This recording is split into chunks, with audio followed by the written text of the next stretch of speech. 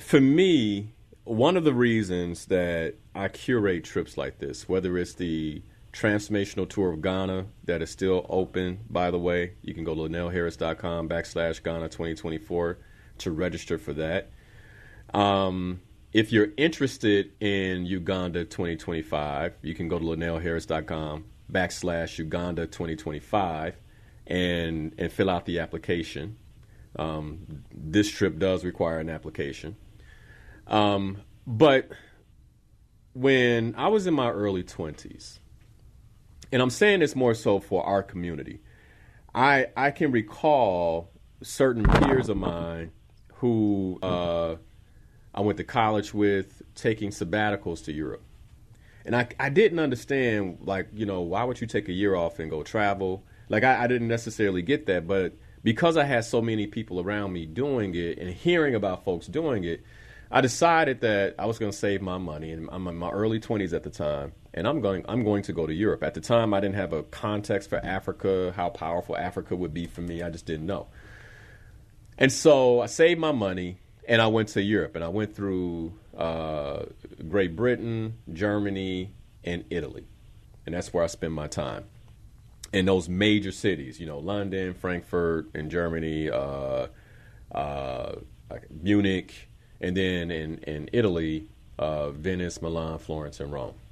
Now, this is in my early 20s.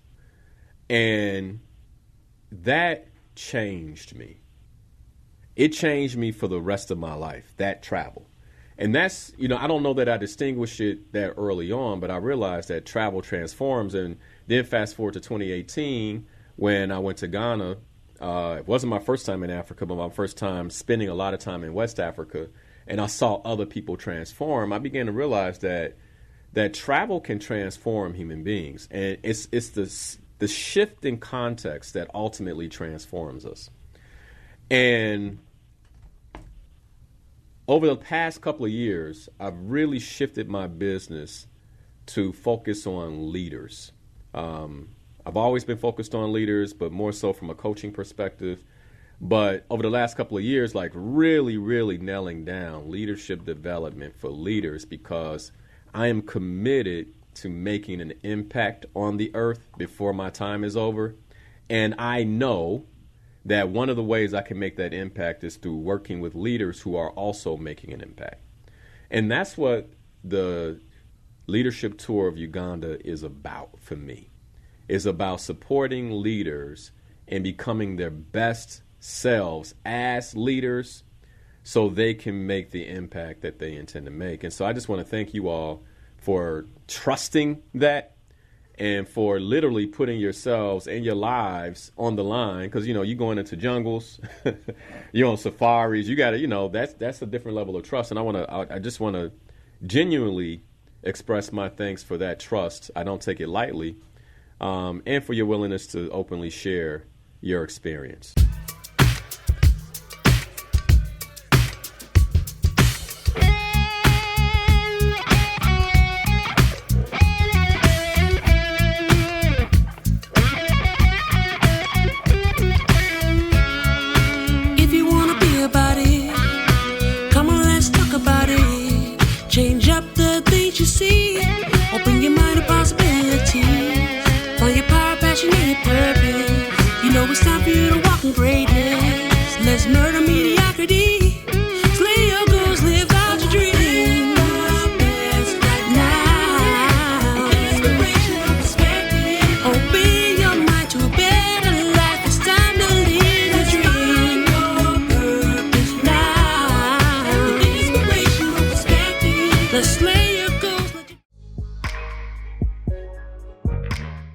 When I designed this particular tour, I got to tell you, I did not expect it to be all women. Partly because when you say gorilla trekking, you expect the ladies to be a little more afraid. I cannot tell you all how proud of these women I am and how they face their fears. Brothers, you better step up. It's one thing to talk about it. It's another thing to be about it. These ladies were about it, okay?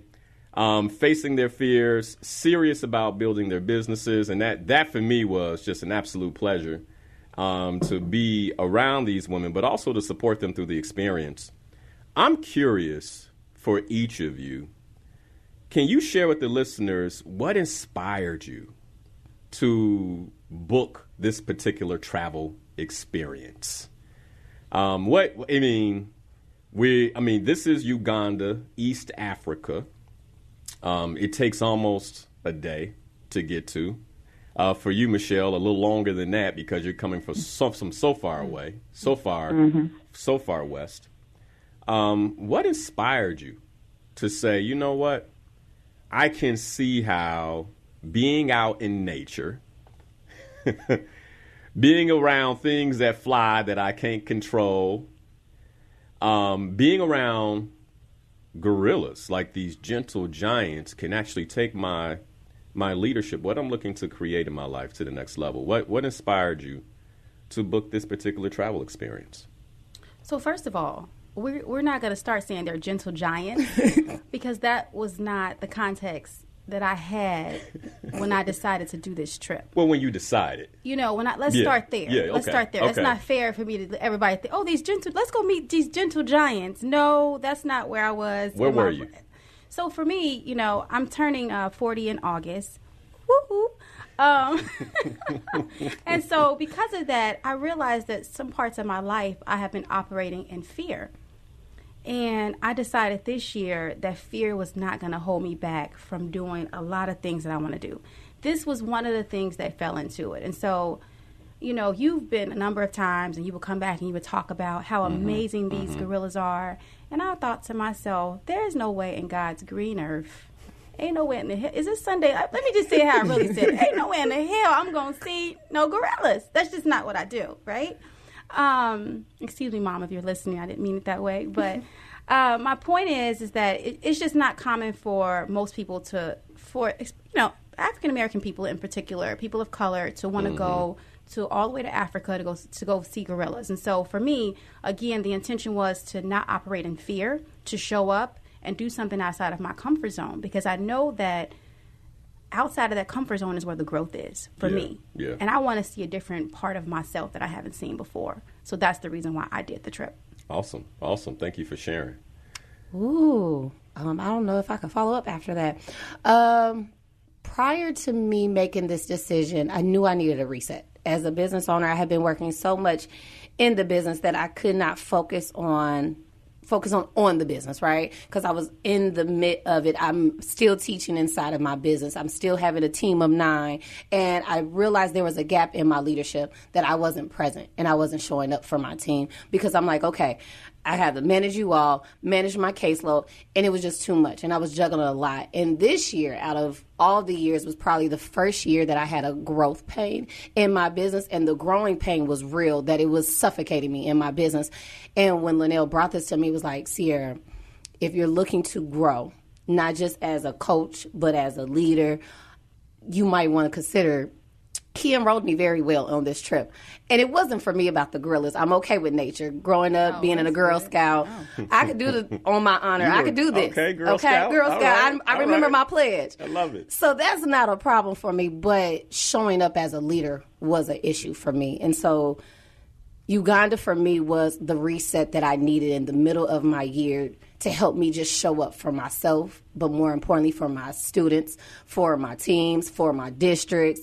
So that's why I had to take this trip, because if I didn't, I think I was going to crash, because I was just moving in my business and I did not stop. So that is why I went on this trip for me. Awesome. And before I go to Michelle, Pam, do you feel like you got what you went for? We answering that right now? Just yes or no? Yes. Okay. Sierra? Oh, absolutely. All right. I wanted to expound on that. Okay, no, we're going to come back to it. We're going to come back to it. Michelle, what about you? Yeah, well, you and I had been talking a lot about leadership for months leading up to the sharing of this trip. And when you first told me about it, when you told me about being my leadership gorilla, I was a hell yes to this trip. I wanted to be outside my comfort zone. I wanted to be seeing a different part of the world that, as a business person, I get to write off. Thank you. And everything about this trip was inspiring. It totally pushed me outside of my comfort zone, and it gave me the stretch that I needed that I haven't had in such a long time. So, I'm speaking from this position now, being able to look back, but even when I was looking at this trip to come and experience with who else it was that you were going to bring, I knew I was going to be in a room with people that were going to grow me. And I trusted that. And that is absolutely what happened. And to answer the same question, was it worth it? 100%. Of course it was. Yeah. Got you. What would you all say, coming into this, was your initial expectation for the trip? And like the initial expectation, and then how did your experience compare, like the actual experience you had compare to the expectation you had of the trip coming in? And again, I just want to share with the listeners a little bit more about, for context, a little bit more about the leadership tour of Uganda. The idea of this tour was to, one, expose them to a completely different place where, many of us haven't been, Uganda, most of us don't have that on our bucket list. We don't know to have it on our bucket list. You should have it on your bucket list. I think, you ladies would now agree with that. Oh, my God. Absolutely. I would so agree with it. Oh. You have to go. Okay. You have to go to Uganda. And, I love that you guys are sharing that, because sometimes when I come back and I share things with the listeners, it's like, well, Linnell, of course, you think everything is gorgeous and beautiful. And I, with Uganda in particular, I put it in a completely different category. I don't know if you guys would do that as well in terms of what you experienced, but would you place Uganda and what you saw in a different category from other places you've been in your in your life? Yes. Yes, Uganda was absolutely breathtaking. I felt like somebody knocked me out, and I fell out in heaven. I woke up like, where are we? The tea fields, I'm sure we'll get there shortly, but you asked if the trip was, do we anticipate to give it our all? What was the question again? What was your initial expectation for this trip? Yeah. In contrast to the actual experience. Yeah. Yeah. So for me, the trip, I anticipated to give my all. I didn't want to leave anything on the table. And I feel like because I had that mindset going in, I got so much from this trip. It was life-changing. And I'm not just saying that because you related it, right? Because sometimes, I forgot you were there. I really enjoyed Michelle's conversation. I enjoyed how we sharpened each other because she's a phenomenal leadership coach. When you talk about people showing you yourself, like really reflecting things, and you got to be with it, I'm like, okay, Michelle, that's enough now, okay? But as a leader, I wanted people to show me areas of my life that I can improve, right? Yeah. And so I think that we got that from Sierra. I got breakthroughs from Sierra's conversations, and just this trip was, I think, for me, probably one of the best trips. You can't compare it to Ghana, totally different. When you look at leadership, it's something that has to be sourced within. And I feel like that's what I was able to get sourced within from an inspirational perspective. That's funny. That's the name of your show. But y'all get the point. I done messed myself up. Go ahead, Sierra. Oh, I don't know how not to be me and be transparent. I shared this with Linnell on our coaching call on Tuesday. I said, coming into this trip, I was going through the motions of when he would ask questions like, what are you expecting? I would give him the answer, but that's not what my heart felt. I really just needed a reset. And so, yes, I was going through the motions, but I also realized in going through the motions, love Linnell dearly, but having you, having Michelle, the mirror that you all put to me to make me really see myself not just as a leader, but as a woman, as someone who wants to be a mom and a wife, someone that strives to be excellent in the things that I do. I was not prepared for that mirror moment that you all provided me that shifted my entire life. And my life will never be the same after this trip. And I thank you all. Did it hurt? Absolutely. I'm not going to sit here and lie and tell you it didn't hurt. It hurt. But I am so forever grateful and thankful for you and Michelle for helping me see things that I would not have saw myself. So, Uganda was different. Yeah, yeah. Michelle, what about you? And then I want to give the listeners some context because I'm like, they were like, what happened on this trip? What did you all do? But go ahead, Michelle. So my expectation. I travel a lot. I'm from New Zealand. Grew up in New Zealand. Traveled all over Europe. Lived in England. Now live in Canada and travel. America. Yeah, I'm around and this is an area of the world that I hadn't experienced. I'd been to Morocco in 2015, and it absolutely blew my mind. And being around big game, being around gorillas, and coming on a trip with you specifically, my expectation was that I was going to move and stretch and be transformed in a way that I hadn't experienced yet, and I didn't know how it was going to happen. On this side of it, I didn't, my experience of the transformation that I've experienced now is probably the culture shock. Being in a completely different culture, being with you, Sierra, Pam, these women just became such a, it's fine. I'm talking about you ladies like you're not here because we're not in the same room, but the relationship that I got to create with these women while I was on this trip was just phenomenal. And then, being able to soundboard leadership conversation with you, Linnell, and then rebounded off these incredible women that were on this trip. It was like a leadership vacation that forged sharper steel for me, and it was just life-changing. Awesome. So let me give the listeners a little context. So the idea of this trip was to take leaders out of the day-to-day, like I said, but place them into situations that they'd never been in. And to just kind of give you some examples, we all landed in Entebbe, Uganda on a Saturday morning. It was like clockwork. I mean, Michelle was coming from a different place. We all were coming up the escalator at the same time. We didn't even have to look for her before she just joined our crew. And that was in Addis, Ethiopia. Then from Ethiopia, we went on to Entebbe, Uganda, which is the capital. And we spent the day in Kampala one night. And then the next morning, we were on the road headed to Ziwa for the rhino trekking experience. Please. I just want to jump in because I think you're missing a huge part about this trip, which was VIP service all the way through.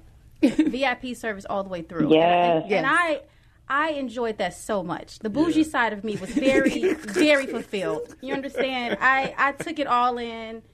Red carpet service from the moment we got to the airport. We did not have to go through the traditional way of, getting through customs and all that stuff.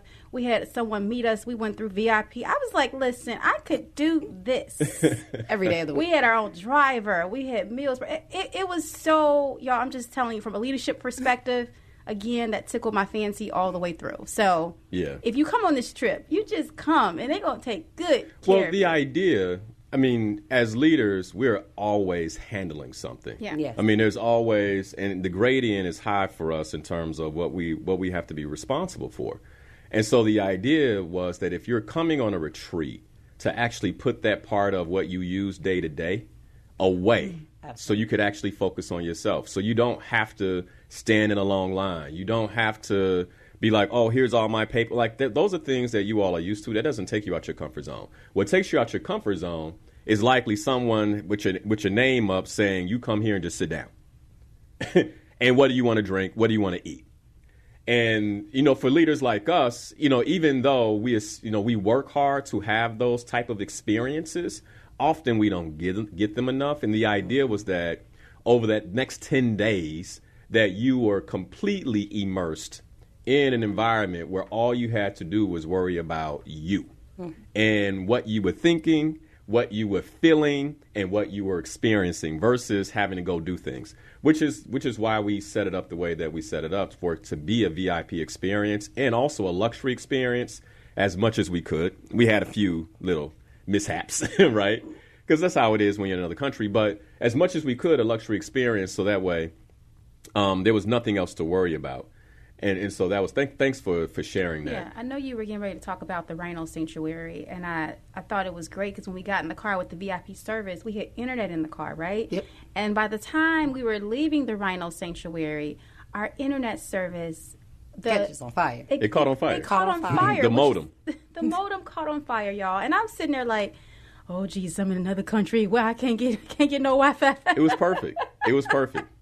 And it actually redesigned. So, and the idea behind having Wi-Fi and understanding that you have a high caliber leader was to make sure that you all could stay connected in the moments where, being connected, is important, right? What I will tell you is what I learned, and this is one of the things I love about curating trips, is what I learned is that while Wi-Fi in the future will be available, it will not be available the whole time. Because what happened after the Wi-Fi burnt out was next level, where we got into these, deep leadership conversations, sourcing life conversations, where we just learn from one another, told stories, etc.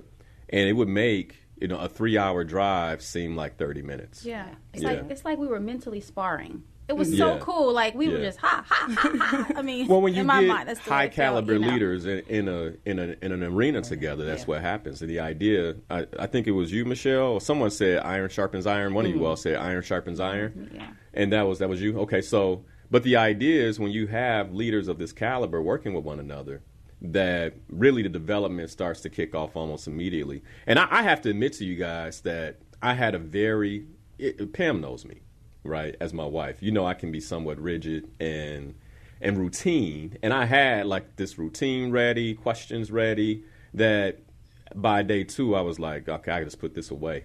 Because what's happening in a very, very just, natural, authentic way are these leaders are already doing the things that I wanted us to do, even all the way down to the mastermind dinners. I mean, there were scheduled mastermind dinners that I kind of just let the wheel go because the conversations were happening already. And I learned something when you have high caliber leaders, in the same room, the mastermind will happen. I mean, it's just, the mastermind will happen. You don't have to facilitate. And for me, that was a real, it was, how you get surprised and you're like, well, why am I surprised? I shouldn't be surprised. But at the same time, it was incredibly refreshing. And as the facilitator and host, I learned a lot from you guys too. And I found myself in the hot seat on different occasions. And so that was awesome for me as well. But a little bit more about the trip, and then I want to get back to the questions I have for you guys, is we went to the Rhino Sanctuary. And I'm going to go real fast because we're going to come back to these experiences because I know people are already like, what? And I put a post up because I was even shocked when the ranger was like, okay, we're going to walk from here. I'm like, well, walk where? Walk to the rhinos, sir. Walk to the rhinos. And I was like, okay. And I think we all were like, all right, let's walk to the rhinos, right? Mm-hmm. But after that, we then were in Murchison Falls where we did safari. That's a whole experience. We're going to share the next hour. You would think, well, Linnell, how does safari support leadership development? You're about to learn. These ladies will tell you. And you can't talk about Murchison Falls without talking about the baboons, which I'm sure Michelle will share later about her experience with the baboons. Her experience with the baboons were in the mountains. Yeah. And we went from Murchison Falls. By the way, we had the opportunity to observe Murchison Falls from the bottom and the top. It was beautiful. Which was church. Oh. Which was church, and we'll talk more about that. And then we went on to Burundi, where we did the gorilla trekking. But even in Burundi, we experienced much more than just the gorilla trekking. That's where Michelle had her baboon run in. That's where, which is hilarious. That's where we trekked gorillas. And we also had the experience to go into the village with the Batwa and learn from them, which was next level education. Yes. So much to learn from other people. And then the crescendo in the end is, where we networked with Ugandan leaders that Saturday, but also had the opportunity to experience Ugandan traditional dance, etc. A lot happened on this trip. And the idea was to take leaders out of the context of the everyday confinement and have you experienced it. So here's my next question. What were like your top two standout moments or experiences on this journey. Ooh. Like your top two, like just the standout moments. Yeah, Michelle, you want to go first? I can go first, yeah. Standout moment. Well, I mean, you three know this. The first moment that I was really emotionally impacted was when we came up on that first elephant that was crossing the road. Mm. That was, I can't even tell you. I mean, you know, Colin, who was one of our guys that was with us, he and I were debriefing on that experience, and it was like, it was something spiritual was happening, or I felt something when I looked at her, and it like changed me, and I couldn't even really put words in this moment what that was like. Or what really happened to me, but it like got me. And anytime I've thought about it since, I can even feel it like bubbling up in my chest right now, like it affected my heart in such a way. So that was the first one. And hey, can I, before you go to the second one, can I ask you a few questions about the first one? Just to provide context for the listeners, so this is in Murchison Falls on safari. By the way, is this the last game drive, Michelle, where we're coming back? Yeah, that was the second one, where we got to see all those animals crossing the road. Yeah. And that game drive was just a gift. Something that we all, voted on and said, okay, we're going to do this before we leave Murchison Falls. And I do remember that moment. What about, like, that particular elephant or that particular part of the experience? We had seen elephants before this. But what about that experience do you, if you can distinguish it, if you can't, I completely understand. But what about that particular experience, like, really stuck with you? Yeah. So one of it was the size of the animal. Everyday life, we're, North America, we're hanging out with creatures, but, dogs, cats, like not particularly big. And then you see a animal that is bigger than the vehicle that you're in. And we were in a pretty big vehicle. So there was something about the size of her that was magnificent to me. And she had no trunk. That was the other part of it. And I think that there was a part of me experiencing the wrath of humans and what's not awesome about us. It like broke my heart, but also seeing her, she had two little ones following her around and her still like living a life out in the wild and knowing that, she's doing her thing, but also is she safe? There was kind of like the safety element about it, but her grace being as like big and beautiful and wild as she is, there was just something about like freedom that got me when I saw her. Yeah. Thanks for sharing that. What was the second moment for you on the trip?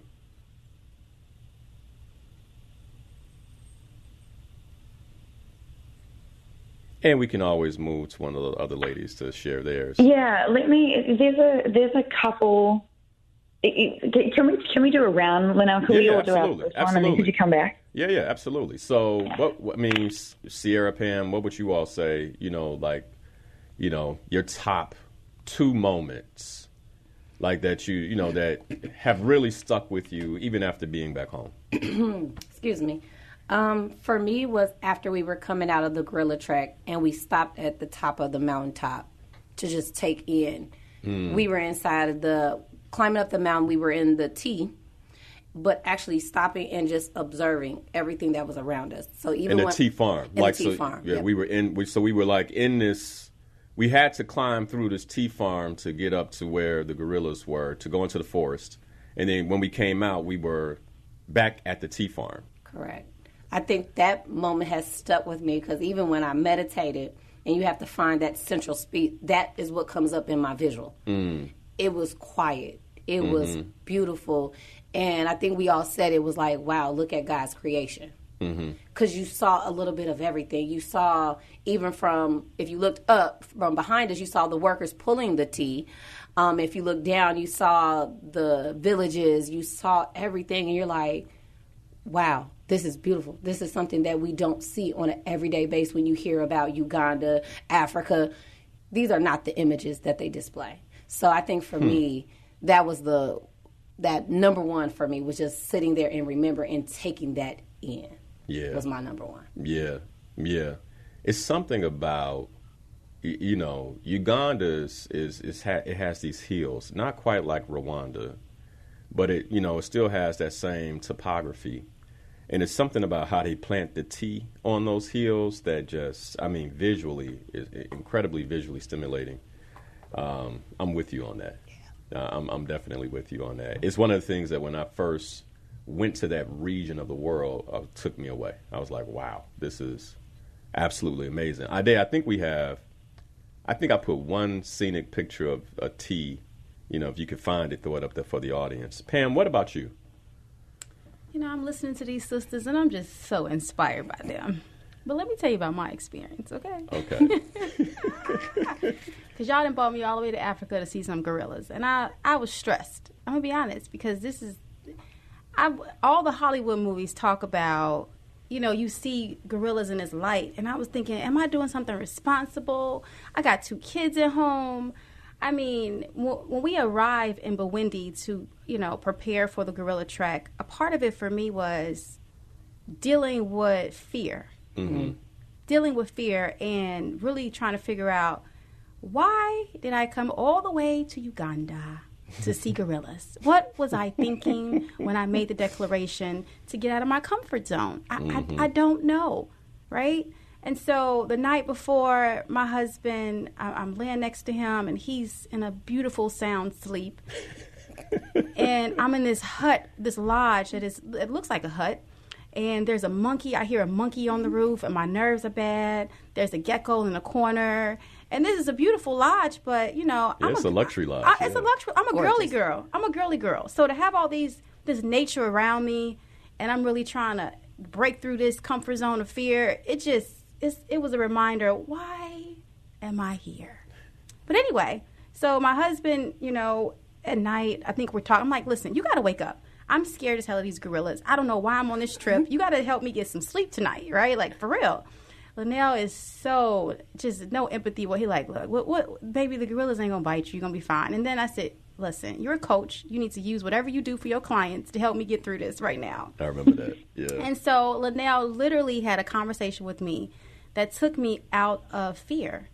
Mm. It took me out of fear for that evening. It came back in the morning. But for that night, I was able to get some sleep. Okay? I just needed a couple Z's so I could do that trek. So if y'all look at my pictures, I promise you I got bags under my eyes because I ain't get no sleep that night. A little bit, but not enough.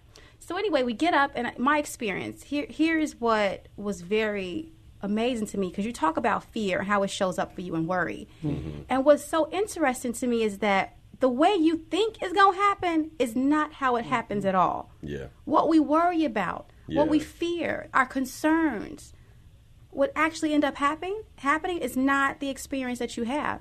And so for me, as we trekked up through the tea fields and went through the jungle, all of a sudden, as we approached, I saw like these little gorillas in the trees.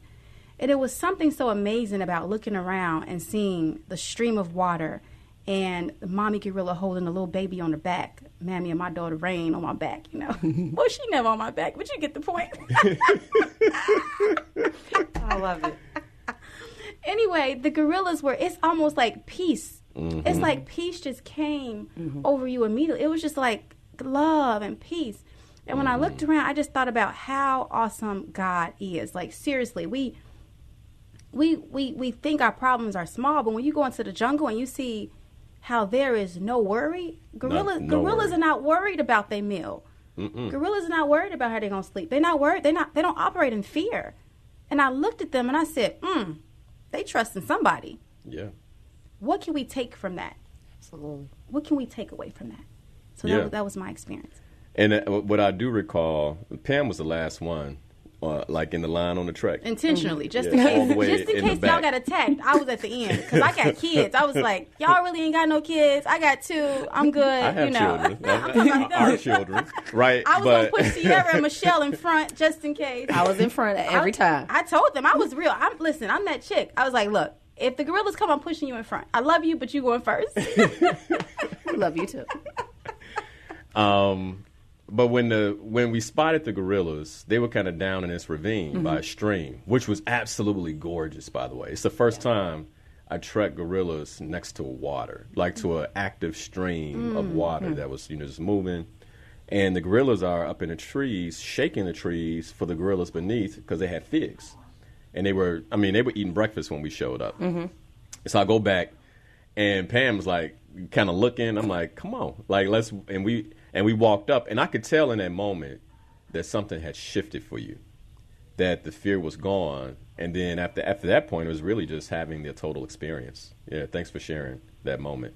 Yeah, even the silverback. The silverback was looking like, hey, y'all, what's going on? He was so gentle. He was so gentle. I almost went and hugged him. No, you didn't.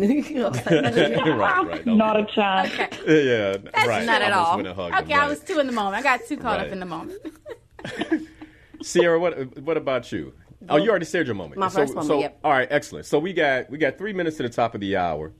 So when we come back, I would love for you all to share that second top moment. And then one of the questions that I want to ask, and we'll definitely, I want you to all be thinking about this, but at the end of the show, I'm going to ask you to summarize your experience in just 3 words. Okay, so I want you to be thinking about that. Like summarize the entire experience in 3 words. But the other thing that I want to ask you all is just how did this experience contribute, and if you can just share with the audience how it contributed to your personal growth and overall well-being as a leader.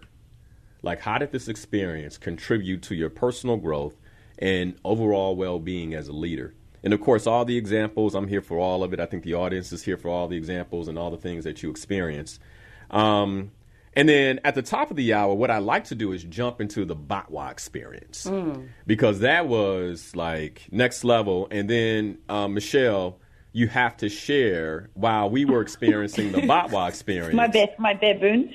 Yeah, my baboon. You Batwa have to share experience. your baboon experience, but you also, the power of words, right? Like because you have been labeling the baboons for quite some time, and then they fulfilled on that label.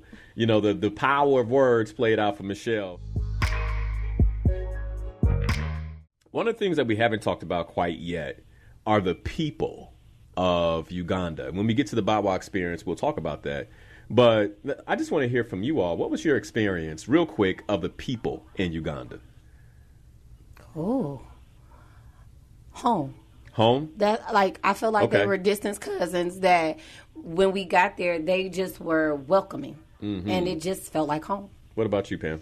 I feel like that about any African I meet. I just love Africans in general. I don't care where you're from in the world, but in Uganda, everybody seemed really nice. No, they didn't seem heavily religious like Ghana.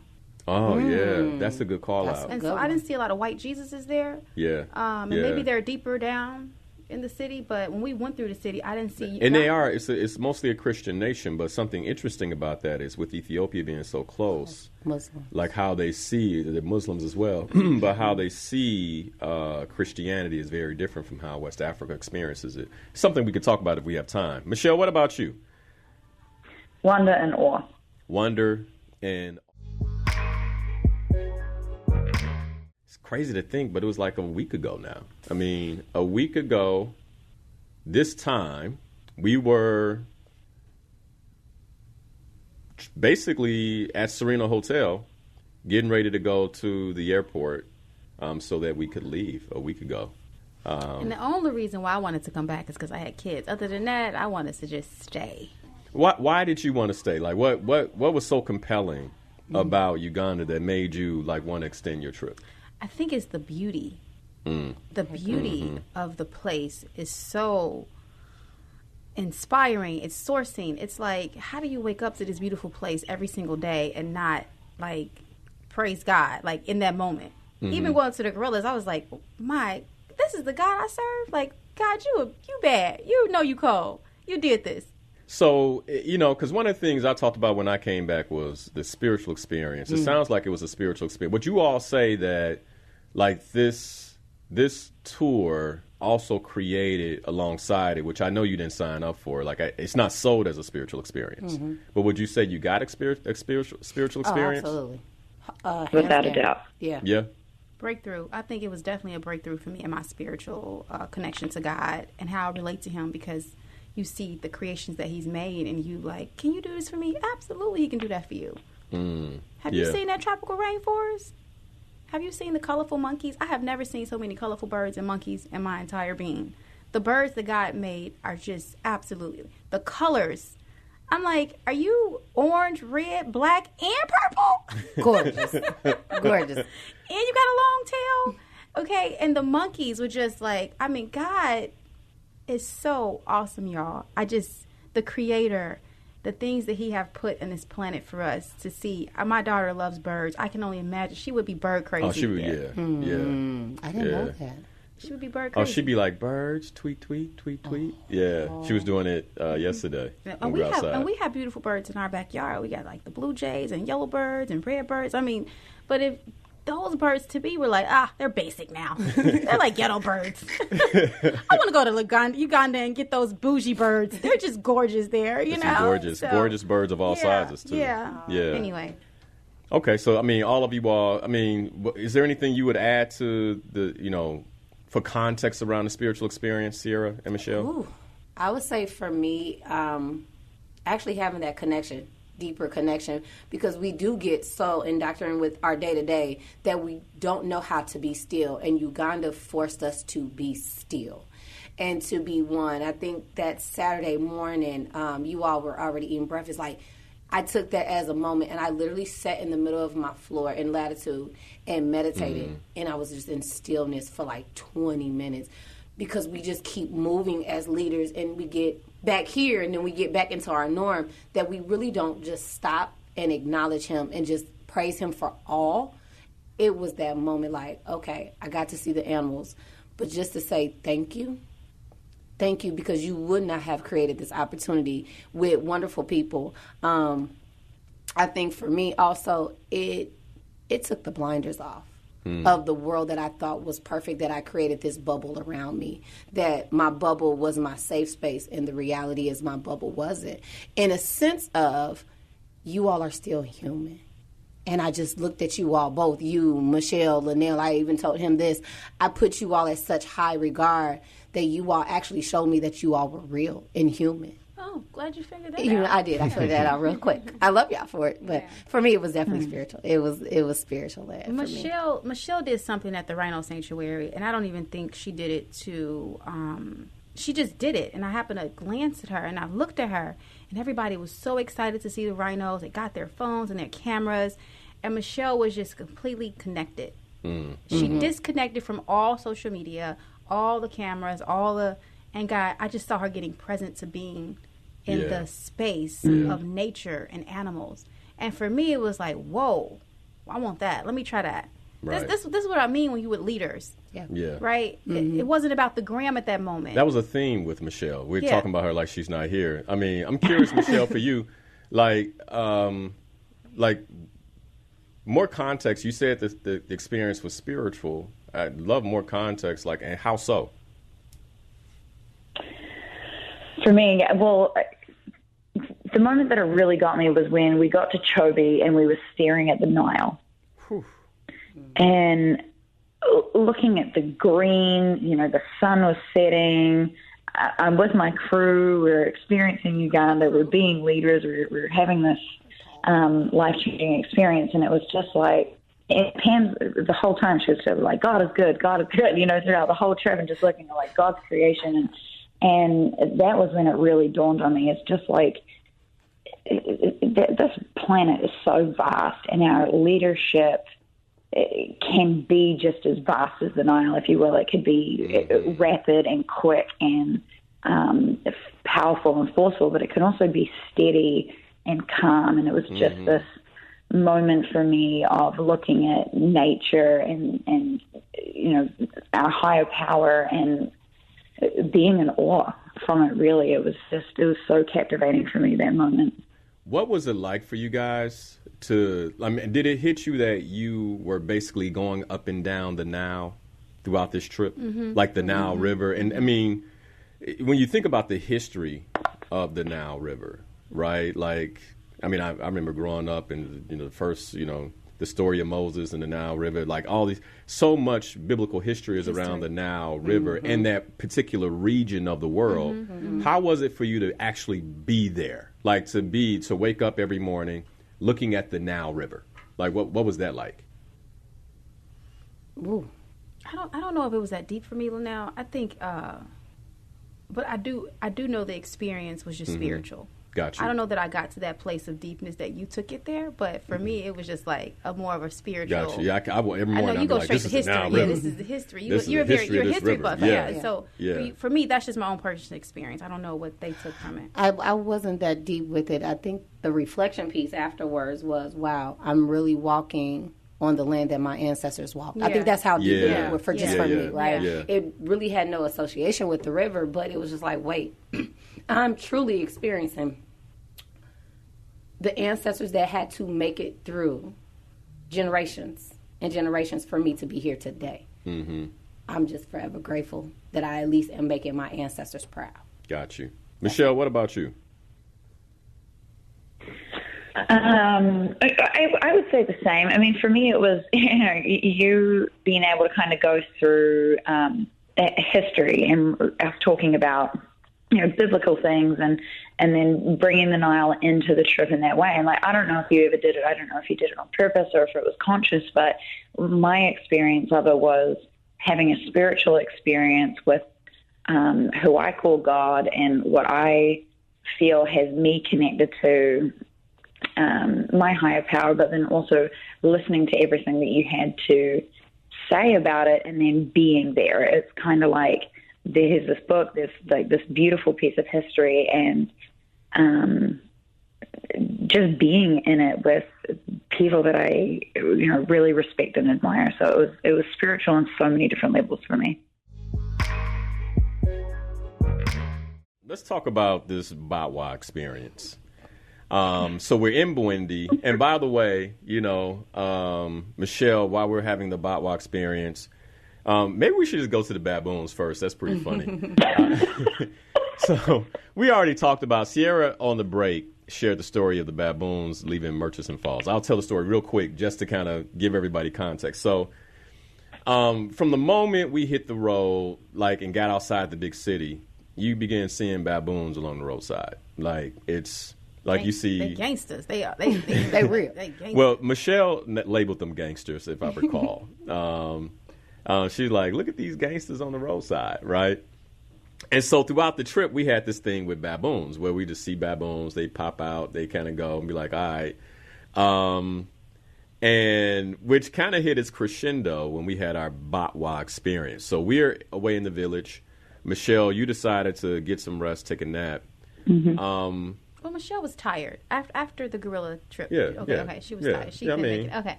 And I mean, anybody who goes, one, you're fighting jet lag. Two, we stay busy. Three, your trekking is physical experiences. And Michelle was on a high the whole trip. She had coffee every day. She had coffee 5 times a day. Finally, after she saw the gorillas, she crashed. And I think we all crashed because it was like we've been on a high. Finally, everything we were scared of or anticipated to see, we just boom. We all, Linnell fell asleep in the lobby. Sierra, we were just tired. So Michelle, I did fall asleep in the lobby. Yeah, we all pushed through, but Michelle was the one who hadn't had a nap in 7 days straight. So she crashed, and as soon as she crashed, go ahead, Michelle. Well, I think that it's important to note too. Is we're talking about our experience in Uganda, and baboons have an energy about them, and I'm sure the three of you would agree is that there is a mischief and a don't mess with me vibe that they have. Yes. And that's that first moment that I saw, and you'll all remember it, is when we're walking into, we were not walking, we were in a vehicle and we were driving into Murchison Falls, and there was a baboon that was walking on its, all fours, and it just kind of looks at us as we drive straight past it, and that's when I labeled them. I was like, oh, you don't mess with them. They look like gangsters, these guys. And then I kept bringing it up, and that was part of our joke.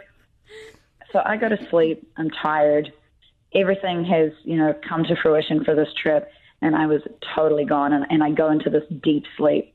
And I'm lying there in my bed in this cabin all by myself. I know that my crew have left. They've gone to the Batwa. I just couldn't make it. And there's no one around because of how private and beautiful this location was. And I wake up to this ominous banging. There's no speaking. There's no sound. It's just loud thudding bangs. And I'm a little bit delirious. I'm coming out of the sleep, and I'm looking out my window, and this one cocoon chair out of my window is swinging side to side, like pretty aggressively. And then I see a pillow get thrown out of it, and my heart starts racing, and I'm like, what is going on? And then I see these baboons jumping up and down in my cabin and looking in my window. And I was like, oh, my gosh. And I realized the power of my word. And Linnell kept saying it. He kept saying it. He's like, something's going to happen. And so I felt like I went toe-to-toe with these baboons. But I needed to, from my bed, respectively, I took a video, and I recorded these guys jumping all over the place, swinging in this chair. And one of them jumps up and looks right at me and walks slowly along the side of this deck and is just looking right at me. And then they ran off. And I'm sitting there with my heart absolutely in my throat, freaking out the whole time, wondering what's going to happen because my windows were open. And if they wanted to get in, I have no doubt that would have been possible. It was wild. And also, Michelle, your door was unlocked. Open. Her door was unlocked. We didn't need to bring that up. And every place, the one time. Listen, every lodge we stayed at, they said, "Ma'am, please make sure you lock your doors." They would tell us lock the doors. Lock your doors because the monkeys and the baboons will get into your place, and they would just take items and things of that nature. And so Michelle thought she was above that rule. For some odd well, reason. the good thing is they didn't try the door. They didn't try the door. They never got in. But when we came back, Michelle had this story, and of course, at this point, we were all just dying laughing because throughout the trip, the whole context was these baboons are gangsters, and then they basically gangstered her. They punked you. They punked you right in front of your house. They punked you right. Yeah, they were intimidating me. They were trying to call me out. I just pretended to sleep. Yeah. Pretended to sleep. So all this was happening while we were at the Batwa experience. Yeah. And the Batwa experience is an opportunity for us to go into a village and learn from the people that used to live in the rainforest. And so we had this experience. I'll let you ladies narrate what you learned during the Batwa experience. Pam is looking at me. What did I experience during the Batwa? I think we got to start from the beginning, OC. Okay. Because, again, we were all very tired. We had to push past something deep to even go to the Batwa because we were extremely exhausted, and we just didn't have it to go, but we did it anyway. We honored the commitment, and I'm so glad that we did. And so when we went in, she said, how much time do we have? Right, and everybody was like, you got 15 minutes. You got 60 minutes. We're going to get through this in 60 minutes. We exhausted. We are tired. Yeah. And she did it in... Well, actually, it was about 90 minutes to 2 hours. But once we got into the experience, I think we were done. We were hooked. We were hooked. We woke up. Yeah, we were hooked into the experience. We were awake at the time. Yeah. I'm sorry, Sierra. No, I thank you for setting the stage because once we got through that gate, I don't think we really knew what was on the other side. I just thought, okay, we're about to walk through a village. Oh, the history. I think it hit me a little differently because seeing that they came from the rainforest and how she was describing them in front of us and them not understanding her language, but she had to learn our, what was her name? Doreen, I believe. Doreen. She had to speak their language to communicate with us. And I think some of her verbiage of how she described them and them not even knowing how they were being described to us, it was kind of like, wait, is this how the news depict us over in the U.S. as if we just don't know? That was something that we distinguished. So one of the things, to really bring context to this, one of the things that, and by the way, we do this, and one of the things I love about this experience is because it allows you to see how we operate in every facet of our life.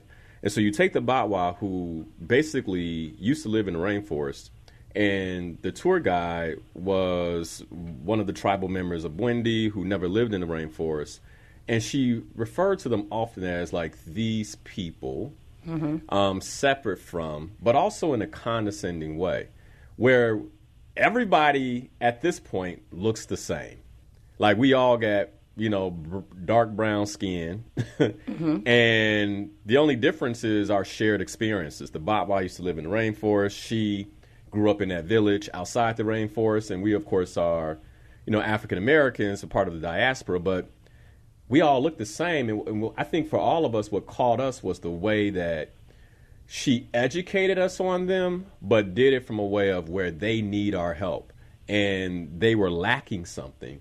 That in many ways, once we got into the experience and we began to learn how they made their coffee from scratch, right? And how they made their millet bread, it was like there's something superior about these people that we can learn from, and how we often use our differences to divide versus looking for how those differences can actually teach us and learn us, even when we all are the same complexion. And we walked away talking about that, like, wow, that was really interesting.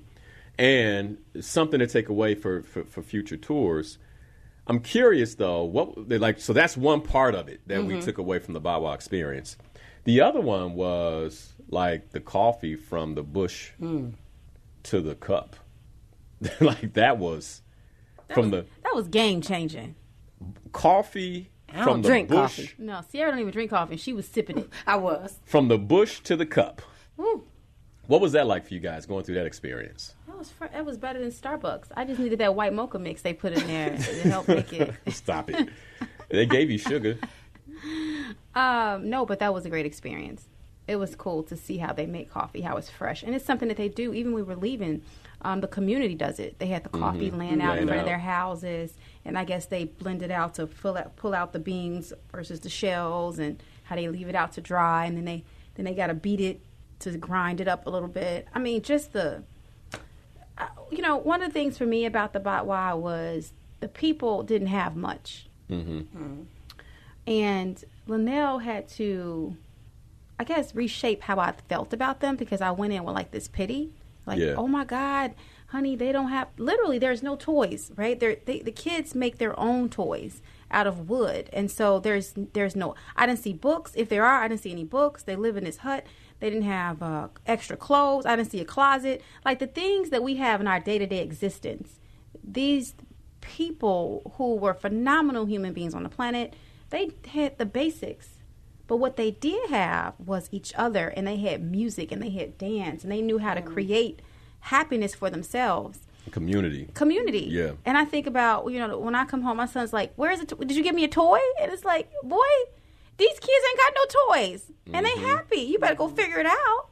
Right? But we have so much, and we still want more. I'm still trying to figure out and process what that meant to me. But as I'm processing it, I just want to share that those young people were just adorable, and they didn't have much.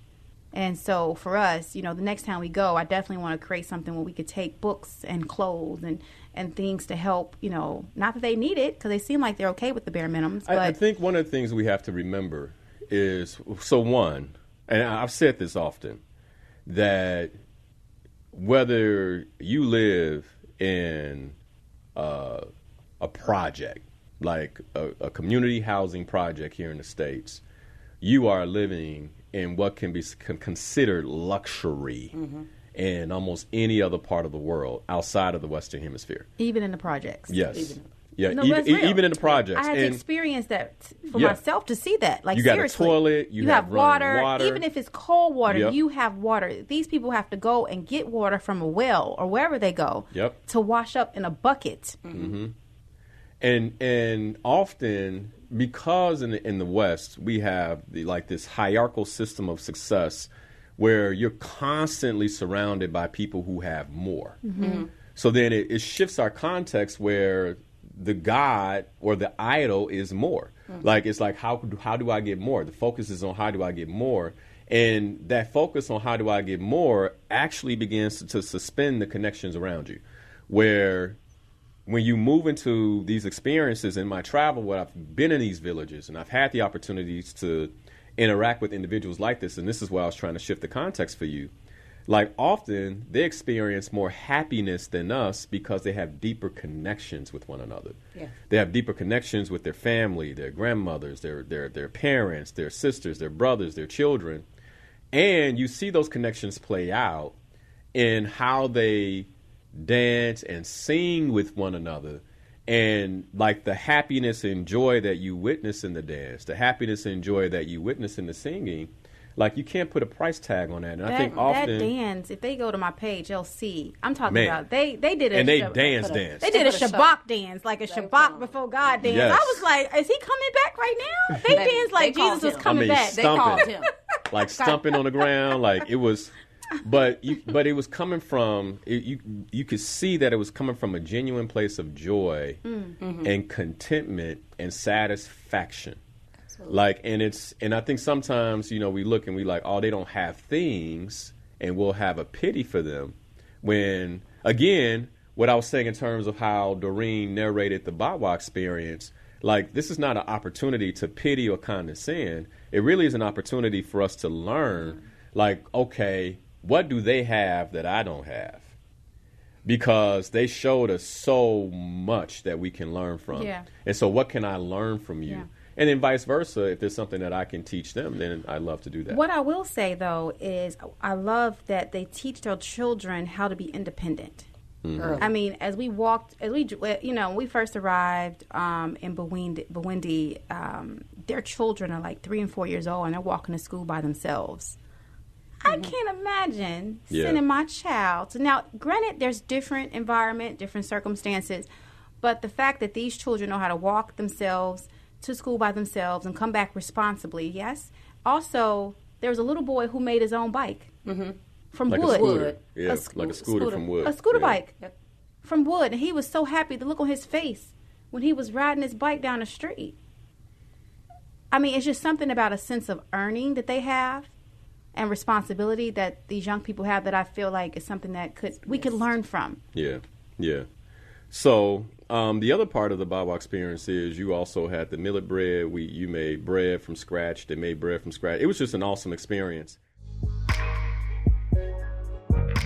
How did this travel experience contribute to your personal growth and overall well-being? Like, what shifted for you as a result of having made this journey to Uganda and gone through the tour of Uganda, from the rhino sanctuary to the safari, the different experiences we had on safari. We haven't even talked about the lion experience. We got to get to that before we close. Murchison Falls. I mean, seeing both beneath Murchison Falls all the way to the top of Murchison Falls, that felt like church. To then going to Burundi with these beautiful scenes. This is gorgeous scenery around us, to the gorilla trek, to coming out of the gorilla trek, to the Batwa experience, all the way, and then going back to Entebbe and Kampala, shopping in the markets, experiencing. Like, for you all, what would you say? Like, how did this experience, all these things, contribute to your leadership growth, your personal growth, and your overall well-being? Michelle, they're pointing at you. They want you to kick this off. Everyone, you want me to start? If you don't mind. I can go. So first of all, for me, that trip was nourishing and it was sourcing. I'm a nature girl. I grew up on a farm in New Zealand, and being around anything green, nature, plants, trees, love it. So it was really sourcing for me. I live in a really beautiful place here in Canada too. I'm surrounded by nature all the time, but it's different. There's a different vibe. The nature there is vastly different, and so for me, it was really sourcing. As far as being with with our people, it was a development. It was like being with women in and of itself. When you're a high performing, successful woman, it is an amazing experience to be with other women. So that part of the aspect, like for this particular trip, was so life-changing for me to get their perspective, to hear what they're up to, and to be in those conversations that we were speaking about earlier on in the show. And then being challenged by such, you talked about the lions earlier, but by being challenged by such wild nature, it kind of brought me back here to feel like I'm good. Like, there isn't really anything that I feel like I can't face. Like, sure, I might get nervous, I might get challenged, but that coming back into my life and my everyday is because I got so stretched over in Uganda that coming back is, I can kind of conquer anything that I put my mind to. But it feels like the challenges that I see in my everyday life are a little menial and maybe not as significant as I may have thought that they were prior to leaving on this trip. Got that. Pam, Sierra, what about you two? Ooh, I wrote down, this trip changed everything about how I show up as a leader, as a person. So something that I wrote down that I took away from this experience was motivation is external, but inspiration is internal. No doubt. And we quickly say, oh, I was motivated by this, and it's going to fade. But I was inspired, which the inspiration allowed me to then see how can I put change into my life immediately. And how do I connect with business leaders from across the world, not from a place of transaction, but from a place of trust. Because I realized here in the Western civilization, we talk, get to the money. How do we get to the money? How can I see every opportunity as a bag? But what I took away from it is every opportunity is not necessarily for me to get to the bag, but how can I trust this person that I can trust them enough to know that I can see their leadership, I can see their character, I can see that if I do make the decision to do business with them, that I trust that they're not going to run off with my money or my investment. So for me, it was, can I trust you to be aligned with where I'm going? But can I also just see your character and how you move? Because everybody's going to put a face up first. But can I get past your face and see your heart? Right. That's what I took from it. Gotcha. For me. Did did you make that connection at the networking dinner? Like, when did that shift for you? Like, I'm curious. I call it the networking dinner out because we were, working with those we broke bread with those Ugandan leaders, but I'm curious, like.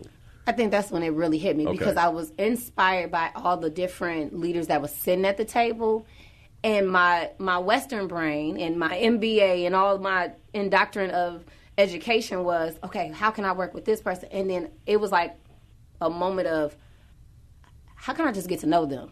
And then while getting to know them, I'm going to get to know their business. Right. And I think for me, I sat by another life coach and a lady that owned a certified CPA organization. And I was just sitting there, and the conversations we had was about their business. However, it shifted when we started talking about other things like family and how do they still show up as powerful black women and leaders and still become a mom, a wife, and how do they disconnect from their everyday leadership role and just show up, even being at a networking, because both of them on the side of me was like, I'm exhausted. Y'all do this all the time over there in the U.S.? I said, yes, and sometimes your cup runneth over, and sometimes this is so much because you're trying to mingle with everybody that you forget you, and I think that was our level of connection, the ladies that were sitting next to me. Awesome. And then just for context for the listeners, one of the things I wanted to do on this trip was connect the leaders that came on the tour to high-profile business leaders in Uganda. And so Insights for Life hosted a dinner on Saturday night at the Sheraton Four Points. Rooftop was gorgeous. And these leaders came in, and we had the opportunity to network with them. And one of the things about Africans in particular, and I think this is continental in terms of my experience so far, is that they are very much about that face-to-face relationship and building relationship before business. Like, how do we build a relationship? Like, how do I get to know who you are? I'm more curious about who you are in the world versus the business that you do. And in the West, the context, it shifts a bit, where it's more about the business that you do versus who you are. And I think it does, to your point, extend to like deeper levels of trust when you do get into a business conversation, because I know who you be in the world. And now, as we move into a business conversation, I feel like I can indeed trust you. And so thanks for sharing that. You're welcome. Yeah, it's good stuff. Pam, what about you? What was the question again? It was so many people that went. I forgot the question. What is the question? So the question was around just the experience, like in terms of, for you, how did this travel experience contribute to your leadership development, personal growth, and overall well-being? Great, yeah. So the part that created the transformation for me was when we were sharpening each other as sisters and leaders, right? Mm-hmm. There was something that happened, and because this stuff is confidential, I won't go into detail because I want to respect, but somebody shared a story. Mm-hmm. And the story that they shared, as we were like helping this person unpack and distinguish what was possible and just like looking at it, something hit me for myself. Mm. And it was so strong. It's something that I've struggled with for like 5 years. Mm-hmm. And as soon as this person shared the story and we talked about it, it was almost like that's the missing piece to my breakthrough. Mm. So for me, it's so important to be in the conversation, not in your room, not, guarded, but to be open and listen to people and hear what they have to share. So my breakthrough came from a story that I didn't even think that story was just so basic, but what we distinguished from it was so powerful for me that I got a breakthrough in my relationships, and my business and my leadership and how I show up from day to day. And I think it was powerful. It was life-changing. I think this trip was something I feel like every leader should take. Mm-hmm. Every leader should get away and go to Burundi. Go and see how awesome God is. Step away from the day-to-day and really get connected to some powerful leaders as well on this trip. So yeah, it was that's what was good for me. Got you. Why don't y'all share real quick your experience in Burundi at the luxury huts? I could go. So Pam is bougie, and I'm thankful for her because she gonna make sure our experience was worth every bit.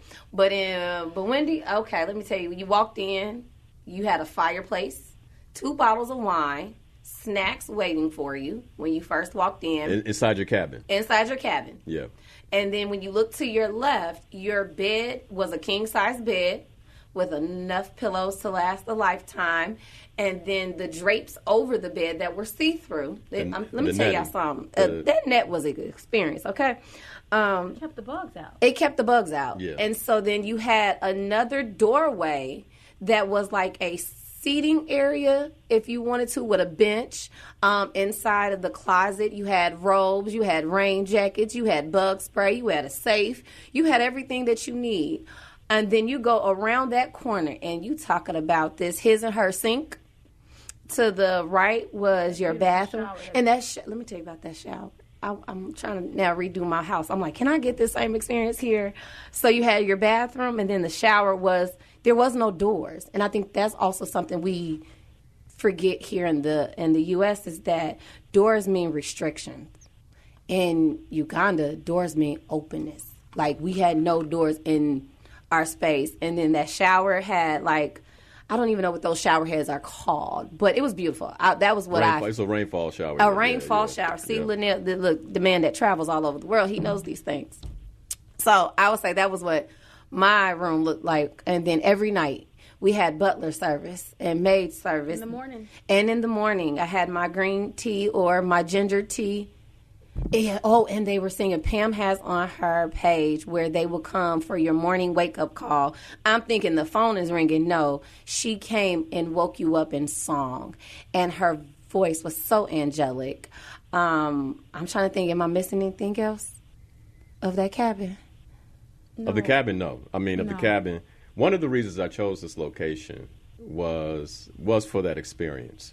The butler service, when you're out of your comfort zone, guerrilla trekking, in nature that way, you want to be able to come back and really relax. And the accommodations they provide just allow you to do that. The butler service. That passion fruit martini. Praise God. The one we had when we came back from the gorilla trek. I can't believe how God blessed that martini the way that he did. I know people on this song, everybody don't drink, but let me tell y'all something. That right there, that was fresh. Somebody's from the asking fruit. about flies and mosquitoes. What was your experience? I didn't have. Well, they're asking because you mentioned about the net over the bed. But Okay. the net is only because we're in the rainforest, and at night when you walk into your room, if the light is outside your room, then there's bugs that are crowded Like around. moths, things like that. And so that they might be- try to come in your room if you don't close your door fast enough. And just to create, to make sure that you're comfortable, they put that sheer net over the bed, which is beautiful. It's almost romantic, Very much so. Me and Linnell took that as a real romantic gesture. The reason why I have a canopy bed at home, okay? So we enjoyed those 2 nights with the little sheer in front, okay? But yeah, that's the reason why, And the other thing too to note is that Bawindi's in the mountains, and so once we got up to Bawindi, typically the higher you go, the fewer mosquitoes and insects like that you encounter because they don't like high elevation. I didn't get any And bees. so- Did y'all see any bees? No. There were. If you remember when we were In the tea fields, I didn't see any in the tea fields. not because I don't remember seeing any mosquitoes, period. Yeah, that's what I think there was maybe one, but I don't actually remember seeing any mosquitoes. And I know, Linnell, that you said that you picked this trip to happen at this time of year on purpose. Yeah. The idea is that it's before the rainy season. Because after the rainy season, later in the year is when you have that experience when you got lots of still water sitting around. I got bit, Michelle, so there was mosquitoes, but it wasn't bad. But I got my. But the idea is that they're fewer Yeah. because of the timing. The timing of the trip is specifically to increase the comfort of the traveler. Can we also talk about the massage that came with the trip? Like, we could have went and got massages every hour on the hour, and it was part of the experience. And I think we all got a massage, and it was everything. It is the VIP service that we talk about. Yeah. You look at the luxury experience from the massages to at night after dinner, someone starts the fireplace and they have eucalyptus in the fireplace, which means the aroma within the room is like heavenly. And then they put this the warmer in the bed, so that when you get into the bed, it's nice and warm and cozy. And you have your lemon water tea or ginger tea, whatever you drink. The experience was absolutely phenomenal. VIP all the way across the board. I was impressed, and I'm not easily impressed. So I give it 5 stars. Got you. Yeah. Got you.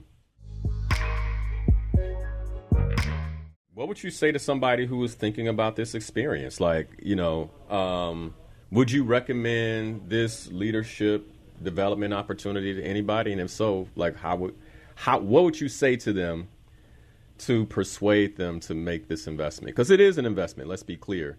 It is an investment. One of the things I did hear each of you all say individually was that it was worth, and for me, that was big, that it was worth every penny that you paid. But what would you say to somebody who was like, maybe like, okay, I want to make this investment for 2025? What words do you have for them? Do it. Just do it. Looks like Nike. Just do it. Just do it, huh? Oh, it's funny you say that, because I think me and Michelle had a separate conversation. Michelle, I'm going to tell what the conversation was. I went to Michelle's room and I was like, Michelle, was this trip worth every penny that we paid for? And she just looked at me. I said, the next day, was that the next day, Michelle? I was like, yep, never mind. Scratch that whole conversation we had, Michelle. I was like, yep, this trip was worth everything. Because I think one of the struggles for me was treating myself. Not just as a leader, but the overall experience. I can say this was actually my first time flying business class, because I said, if I'm going to do leadership, I'm going to do leadership all the way through. And for me, that price tag was like, huh? And then the resistance for me was I had vendors not pay me for 90 days. And I'm like, okay, I need to pay for this trip. And I'm like, okay, so money was probably one of the biggest resistance for me on this trip because of my vendors. And I'm still trying to collect those checks. But nevertheless, I would say do it, and don't let fear, because that was what I was going to say about my second experience, was we got stuck in the mud on one of our treks, Safaris, yeah. on our safaris. And every bit of fear went out the door, because... Did it? It did for me. Oh. Because I'm like, okay, 1, I know we're going to get out. 2, I know who we're with. And 3, sometimes we get stuck in our business and we don't know how we're going to get out. And in that moment, I didn't panic. I didn't worry, because I knew at the end of the day, I was going to get back to my room. I knew I was going to be safe. And if anything, someone was going to come and save us if necessary. So as a leader, if you want to do this trip and really look at your adversities that comes in business, there's no way you couldn't do Uganda and not walk away a better leader, a better CEO, a better founder, a better whatever title that you wear. So I would say you better take that leap. I'll say this, and then I'd love to hear from both you, Pam and Michelle. As someone who curated the trip, I think I underestimated the amount of resistance that leaders who committed to the trip would have to actually making it. You all made it. There were other leaders who committed, even paid, and life came up and got in the way. And I did, having done it now with leaders and understanding the impact and the breakthrough you all had in your leadership and how you overcame your fears, I see why that resistance showed up for them. And for me, there will be even more support for leaders who are like, I want to go.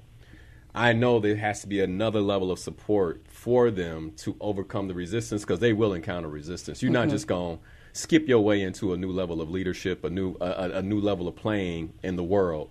And that's what this trip did provide. And so thanks for sharing about the resistance too, because I know that resistance was real. It was real. And I want to applaud you all for navigating the resistance and showing up for yourselves.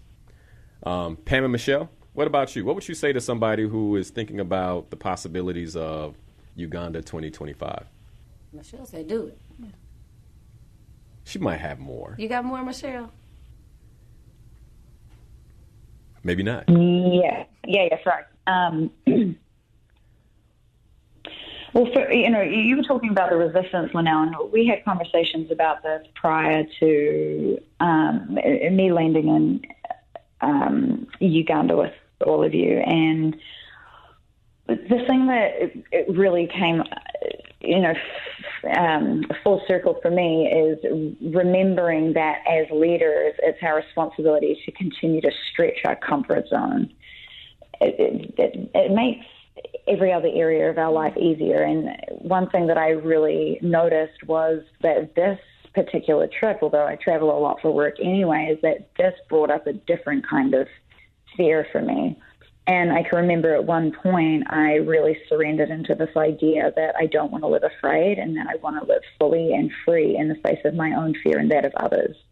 And so traveling all the way to Africa, being with new people, being in a new culture, and experience all that trip had to offer was so life-changing for me to really stretch and be in it. And so for anyone who's noticing that they're, stuck in their own, everyday monotonous tasks, regardless of how successful they are or how fulfilled they might feel, what are they going to get on the other side of overcoming real fear? Things that might not even necessarily be irrational fear, but things that could actually happen and the risk that they could be, putting themselves in, and being able to live fully and free. That's what I would say. Awesome. Thank you for that, Michelle. Pam? Growth and, growth and comfort cannot coexist. Mm-hmm. And so if you're looking to create growth, then come. If you want to stay comfortable, stay home. That's no doubt. That's it. I think it's just pretty simple and straightforward. Simple. It's just where you are in your journey. Where do you want to be? So. First, thank you, ladies. And I want to get your 3 words before we close, so keep that in mind. But thank you all for so willingly being, sharing your experience. Michelle, for you waking up at 5 a.m. in the morning. I'm pretty sure that, you're in your second cup of coffee, though. No coffee yet, friends. No coffee yet. Oh, wow. Wow. Okay. Michelle stopped having coffee after she saw the gorillas. After the gorillas, she stopped having coffee. That was one of the things that we distinguished. But for me, one of the reasons that I curate trips like this, whether it's the transformational tour of Ghana that is still open, by the way, you can go to linnellharris.com/Ghana 2024 to register for that. If you're interested in Uganda 2025, you can go to linnellharris.com/Uganda 2025 and fill out the application. This trip does require an application. But when I was in my early 20s, and I'm saying this more so for our community, I can recall certain peers of mine who I went to college with taking sabbaticals to Europe. And I didn't understand, like, why would you take a year off and go travel? Like, I didn't necessarily get that. But because I had so many people around me doing it and hearing about folks doing it, I decided that I was going to save my money. And I'm in my early 20s at the time. And I'm going to go to Europe. At the time, I didn't have a context for Africa, how powerful Africa would be for me. I just didn't know. And so I saved my money and I went to Europe. And I went through Great Britain, Germany, and Italy. And that's where I spend my time. In those major cities, London, Frankfurt in Germany, Munich, and then in Italy, Venice, Milan, Florence, and Rome. Now, this is in my early 20s. And that changed me. It changed me for the rest of my life, that travel. And that's, I don't know that I distinguished it that early on, but I realized that travel transforms. And then fast forward to 2018, when I went to Ghana. It wasn't my first time in Africa, but my first time spending a lot of time in West Africa. And I saw other people transform. I began to realize that travel can transform human beings. And it's the shift in context that ultimately transforms us. And over the past couple of years, I've really shifted my business to focus on leaders. I've always been focused on leaders, but more so from a coaching perspective. But over the last couple of years, like really, really nailing down leadership development for leaders, because I am committed to making an impact on the earth before my time is over. And I know that one of the ways I can make that impact is through working with leaders who are also making an impact. And that's what the leadership tour of Uganda is about for me. It's about supporting leaders and becoming their best selves as leaders so they can make the impact that they intend to make. And so I just want to thank you all for trusting that and for literally putting yourselves and your lives on the line, because, you're going into jungles, you're on safaris, you got to, that's a different level of trust. And I just want to genuinely express my thanks for that trust. I don't take it lightly, and for your willingness to openly share your experience. 3 words before we close. Sierra, what's your 3 words? Transformative, inspirational, and opportunity rich. Love it. Love it. That was 4, but I'm going to let you pass. We'll find the last one. Yeah. Michelle, 3 words. Love, community, transformation. Pam, 3 words. Source, growth, and love. All right. There we have it. That's Uganda, you guys. Man, it's good to be back. Hey, my inspired peoples. Linnell Harris here, certified ontological coach and trainer. I'm so excited that you're watching the channel. By the way, did you know you can catch the show live at 7 a.m. to 9 a.m. every Sunday morning? You can. All you have to do is go to my Facebook stream, Coach Linnell Harris, catch the stream live, or you can listen to the radio show via iHeart at WVON 1690 AM. But since you're here, if you love the content, I ask that you share it, like this particular video, and subscribe to the channel. I hope you're having a great day.